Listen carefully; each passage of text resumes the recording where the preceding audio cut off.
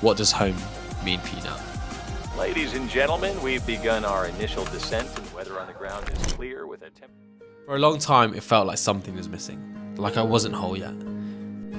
Out of necessity, I spent years either working non-stop in the UK or travelling.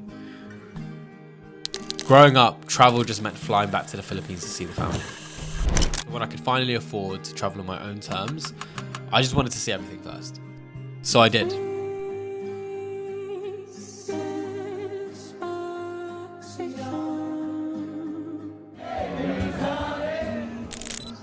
I didn't realise it back then, but I was avoiding coming home.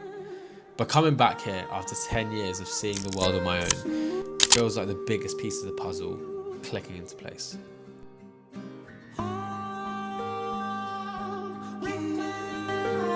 Roots, family, a version of myself that I wasn't present for. Or maybe I wasn't even prepared for until now.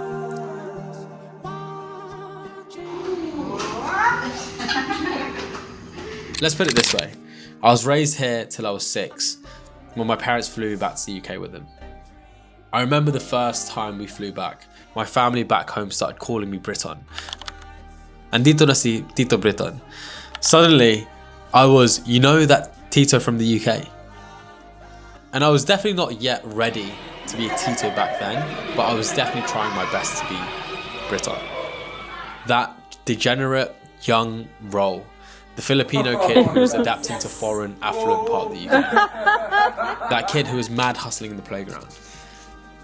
He learned early on that making his own money from shot and sweets he bought from Poundland and reselling at school would earn him more freedom to do whatever the fuck he wanted. Eventually that kid grew up to be Roel. Business consultant, sales expert Roel. Have to drive as long as they're willing to learn, okay, as long as they're open-minded, and as long He just found a different playground in his adulthood. And he feels most himself when he's in the office, out in the trenches, doing the work and solving people's problems. Yet, being here right now, I'm starting to realise that my journey didn't erase any of those versions. Do I feel whole? I guess you can say that. This is who I am now. Not running, not proving, just present. For a long time, I told myself that I would only come back if I'd made it. When I had enough to provide a home for the family. When I come back to this place, I'm going to guarantee be making 6 figures a month. And when I finally accomplished all of that in this trip back home, it doesn't feel like an ending. It feels like a stepping stone.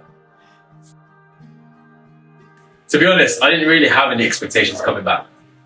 I didn't even realise how much had changed until I got here. People felt the same, but they had kids, families, responsibilities. Even one of my closest nephews had a child. How the fuck am I a grandpa now? At 30 years old. Last time I saw him, he could barely even look after himself. And now he's got a family. And like most families in the Philippines, we're such a big family, so it takes a lot for us to be together like this. Boracay was perfect. We finally got to relax for real. Everything ran smoothly. And then came El Nido, which was a disaster for 17 underprepared people. It was chaos. Peak season, bad hotel, there was even a blood-stained bath mat. We cancelled all of our hotels and ended up just figuring it out along the way. And weirdly, we fell completely in love with El Nido. So much so that we ended up investing into a family business there. But I guess that's another messy story for the next time. But you know what? That trip reminded me that not everything needs to be perfect in order for it to be meaningful. And I think that's what home is for me now. Home isn't about having everything perfectly figured out. It's about being okay with the chaos. And still choosing to stay.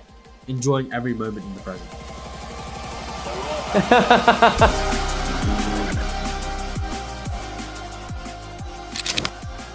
And I don't know where we'll all be physically in the next 5 to 10 years from now.